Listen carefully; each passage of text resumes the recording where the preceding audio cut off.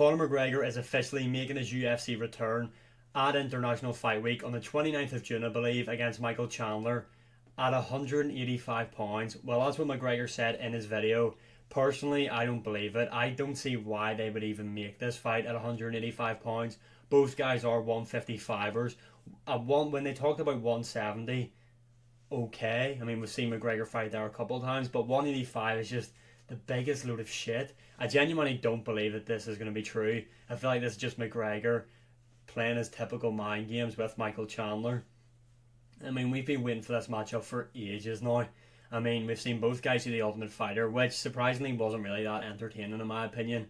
I expected so much more from it. But nonetheless, they done the Ultimate Fighter. There were some bits and pieces where McGregor pushed him by the face and all that stuff. So hopefully the build up to this matchup will be good. McGregor done this new evil James Bond type villain laugh that he's doing when he said it's at 185 pounds. So yeah, I mean, International Fight Week I believe is normally in July, but this time round they're doing it in June. I mean, is that just a coincidence that they're changing it this year, or is that to cater for McGregor? I think it's to cater for McGregor because realistically, what else would they have for International Fight Week?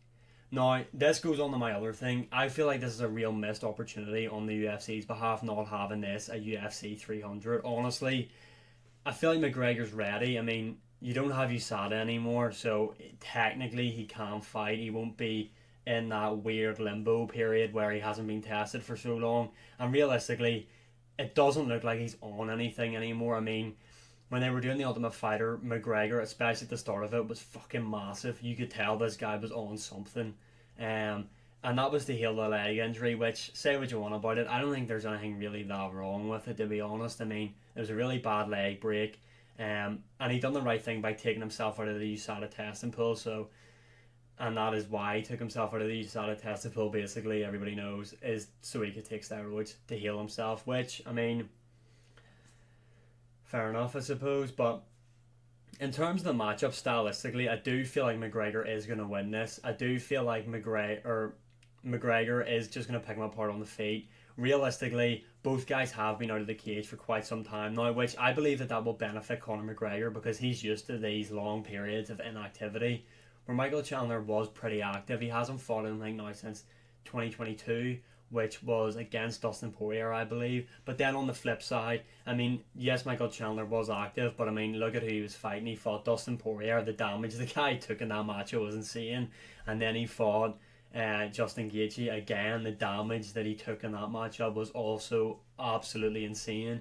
And then before that, I believe, was the shot at the lightweight belt between Oliveira where he got finished. So I mean, or no, sorry, he front kicked Tony Ferguson in between that period, but I believe he got dropped in that matchup as well. So I mean, Michael Chandler has taken quite a lot of damage in his past few performances here, so who knows, maybe this long layoff has helped him. But I do believe Michael Chandler is 38, 39, and Conor McGregor is 35, so McGregor is the younger. And like I said, I feel like the inactivity, McGregor's used to this. I mean, this guy hasn't been active for God knows how long. Probably since the Eddie Alvarez fight, where he came off the Diaz fight and then went into that one. And then there was actually a load of limbo, nothing happening, and then he fought Floyd, which in my opinion was the beginning of the downfall of Conor McGregor. But nonetheless, stylistically, I do see Conor McGregor just picking Michael Chandler apart in this matchup. I feel like Michael Chandler is going to come in there kind of with like the Justin Gaethje mindset where he just wants to entertain. I mean, Michael Chandler does have the tools to beat Conor McGregor. I mean, he is a good wrestler and he does hit extremely hard. I mean, he could do something. I wouldn't be surprised if Michael Chandler did win. I take that back. I would be slightly surprised if he won. I feel like this is tailor-made for McGregor. And I feel like Michael Chandler is tough, but he is a bit chinny. And I feel like Conor McGregor will find his chin in and around the second round with a TKO. And I feel like it's going to be a typical Michael Chandler looking fight where he's absolutely busted completely open. McGregor's just going to tee off on him. And then more than likely, which what I predicted is, I feel like he's then going to fight for the BMF belt. Although, I mean, McGregor Islam's a mega fight. I mean, do I think it's going to be competitive? No. And why do I keep saying I mean? I have no idea. But anyway, I don't think that matchup will be competitive, but it is one of the bigger fights that the UFC can make, especially because McGregor, biggest star in the sport still, and Islam Makhachev is a massive star in his own right. but has that Habib beef that Conor and Habib had. But yeah, like I said, I'm glad McGregor is officially coming back. Pretty annoyed it's not a UFC 300, but anyway, we all can't get what we want. We're going to see him again for International Fight Week against Michael Chandler, which I'm glad it is against Chandler and not Nate Diaz. I've seen talks about that. I'm so glad that did not come to anything, because what a pointless fight. Diaz is literally Jake Paul's son. He just got schooled by him in boxing. Why would he want to see Diaz back? I don't. I can't imagine a lot of you guys do. I don't know. But yeah, Michael Chandler, he done the Ultimate Fighter with him, like I said. He's taken so long off waiting for this matchup. Now, I mean, that's his own doing. I'm sure he could have fought them, but I mean, when the McGregor fight is basically told as yours, you're hardly going to jump the gun and risk not getting that matchup. But yeah, glad he's getting his big payday and getting the fight he deserves. But this really puts UFC 300 at jeopardy, in my opinion, because this is what we've seen now. Now, I want to start off by saying Leon Edwards is one of my favourite fighters. Yes, his matchup against Colby Covington wasn't particularly entertaining, but I do like his style, and I feel like he is going to be... I feel like when it's all said and done for Leon Edwards, he's going to be up there with one of the greatest welterweights of all time. But yeah, they're talking about this matchup at UFC 300. I am a Leon Edwards fan, and it is a title fight, and I'm glad Bilal Muhammad is getting the shot that he deserves, but this cannot be UFC 300's main event. No way can they make this the UFC 300 main event. Like, UFC 299, I don't know if UFC 300 is going to beat that card, because that card's stacked, but like, I mean, we can't have this as the main event. I honestly, now the McGregor's fight, I really don't know what we do. I know Alex Pereira done that like cryptic tweet about heavyweight, but that's just a load of shit in my opinion, because he's just won the light heavyweight belt. Jamal Hill deserves a shot. Why would we do that? That doesn't make any sense. And then would Jamal Hill and Alex Pereira even be a big enough main event for UFC 300?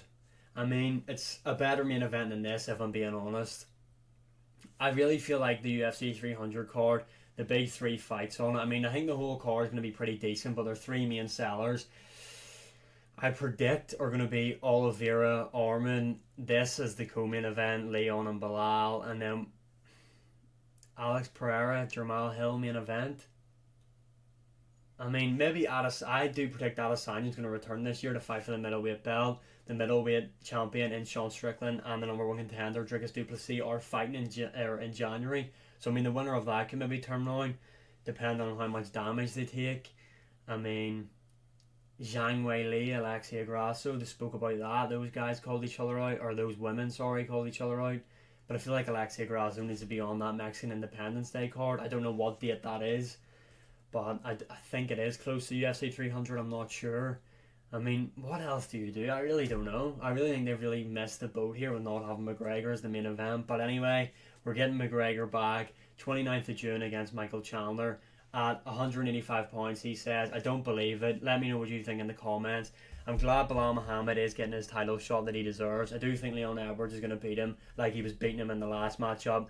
I'm glad. I mean, UFC 300, I want to see this matchup. Stick it on it as the co-main, but do not make this fight the main event. But comment your opinion below. Would you like to see this as the main event for UFC 300?